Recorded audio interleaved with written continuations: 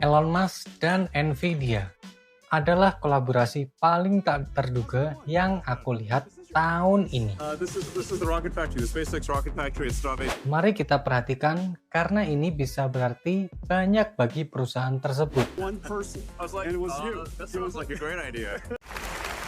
The future is here.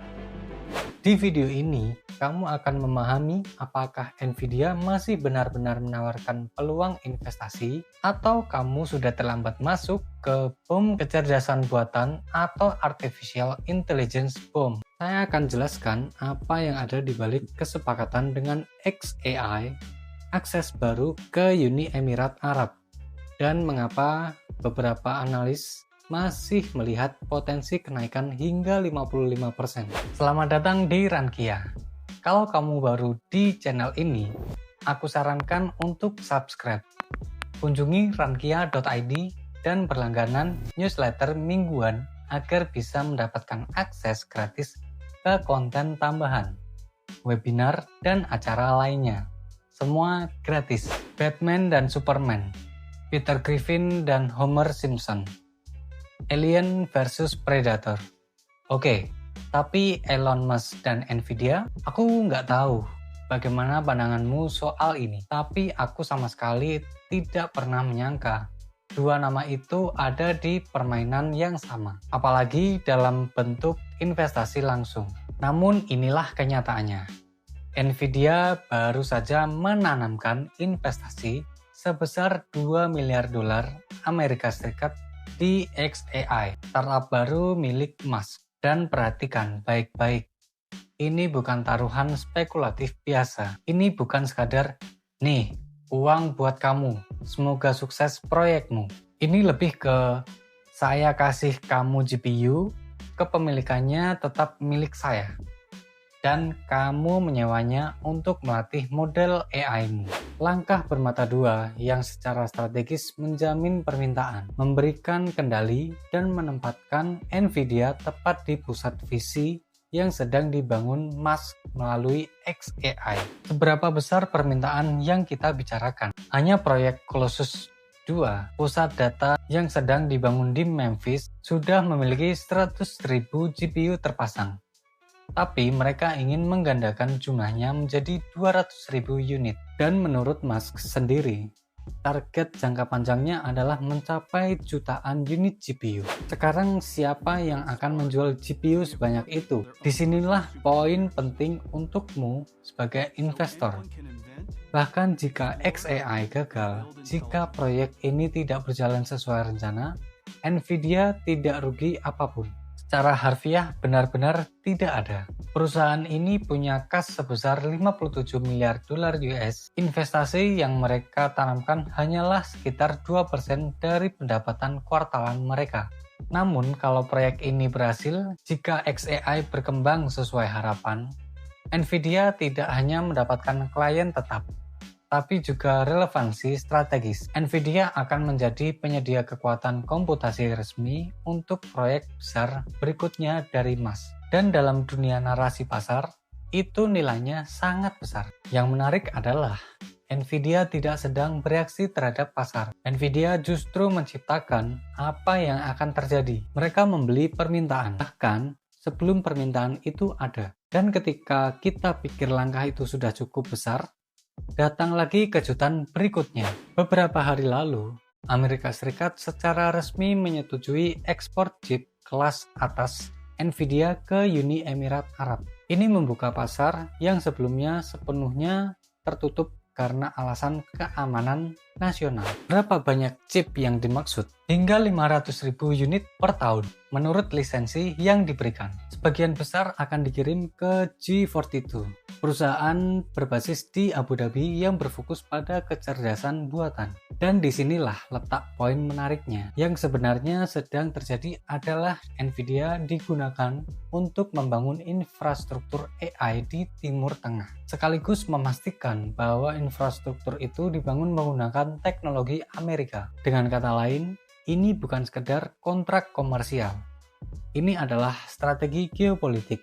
Bagi Nvidia, ini berarti dua hal. Pertama, sumber pendapatan baru yang luar biasa besar. Mereka menjual chip termahal H100 Blackwell masing-masing bernilai lebih dari $25.000 US per unit kepada negara dengan cek kosong alias dana nyaris tak terbatas. Dan kedua, dan bahkan lebih penting, status. Ketika teknologimu menjadi bagian dari kesepakatan antar negara, itu artinya kamu sudah bukan lagi sekadar perusahaan penjual produk. Kamu adalah infrastruktur, dan hal ini punya dampak besar, baik terhadap cara dunia memandang merek Nvidia maupun terhadap daya tawar Nvidia di masa depan. Karena jika chipmu berada di dalam pusat data terbesar di dunia, menjadi chip yang digunakan untuk melatih model AI paling canggih, kamu tidak perlu bersaing. Kamu akan dibeli. Dan untukmu sebagai investor, artinya sederhana. Kamu sedang membeli perusahaan yang tidak hanya memimpin masa kini, tetapi juga semakin terjalin erat dengan masa depan digital dunia. Sampai di sini kita sudah bicara strategi, langkah bisnis, dan kesepakatan. Tapi mari masuk ke bagian yang paling penting kalau kamu berpikir untuk berinvestasi di Nvidia. Apakah angka-angkanya masih kuat? Apakah ini masih investasi yang masuk akal meskipun harga sahamnya sudah di puncak? Sekarang mari kita lihat datanya. Di tahun fiskal ini, Nvidia telah menggandakan pendapatannya, mencapai 130 miliar dolar US. Jika kita lihat 12 bulan terakhir, totalnya sudah menembus 165 miliar dolar US. Namun detail pentingnya bukan di total angka itu, melainkan dari mana pertumbuhan tersebut berasal. Hanya divisi pusat data alias chip AI sudah menyumbang lebih dari 108 miliar dolar US atau hampir 70% dari seluruh pendapatan Nvidia berasal dari penjualan daya komputasi untuk melatih model AI. Artinya bisnis ini belum terdiversifikasi, masih sangat bergantung pada siklus AI. Bagaimana dengan margin? 52,5% margin bersih. Itu luar biasa besar. Sebagai perbandingan, Apple sekitar 26%. AMD bahkan tidak mencapai 20%. Dan ini margin bersih, bukan margin operasional. Soal profitabilitas, ROIC Nvidia mencapai 67% dan ROE-nya lebih dari 100%. Itu bukan angka umum. Artinya setiap $1 yang diinvestasikan menghasilkan 67 sen keuntungan bersih. Dalam hal ini, Nvidia lebih mirip perusahaan software seperti Adobe atau Microsoft ketimbang produsen hardware biasa. Namun tentu saja, semua ini ada harganya.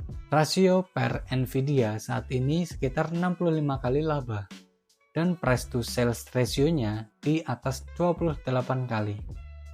Angka yang menandakan ekspektasi sangat tinggi. Jika dibandingkan dengan AMD, sekitar 38 kali laba, atau Broadcom di bawah 30 kali.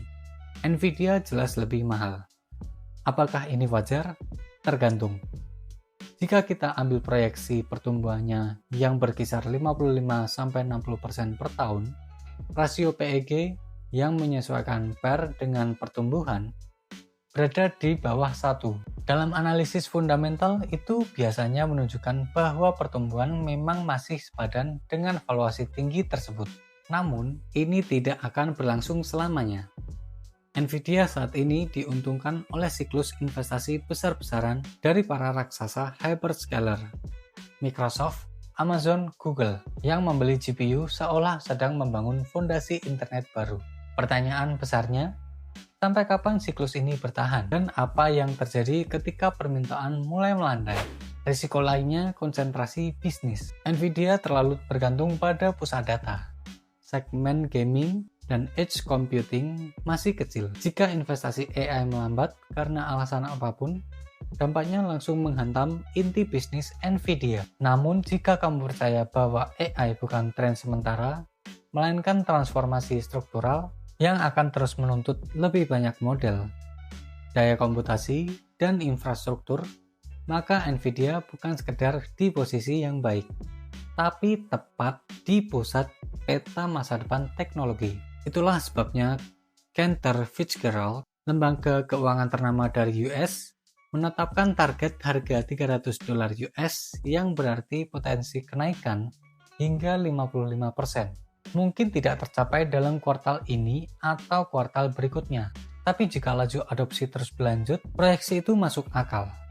Jadi pada akhirnya pertanyaannya bukan apakah Nvidia mahal dari ini, memang mahal, tapi pertanyaan sebenarnya adalah apakah Nvidia mahal jika dibandingkan dengan dunia yang akan datang? Dan jika dunia itu benar-benar akan bergantung pada komputasi masif, maka bisa jadi Nvidia justru masih murah. Sampai jumpa di video berikutnya.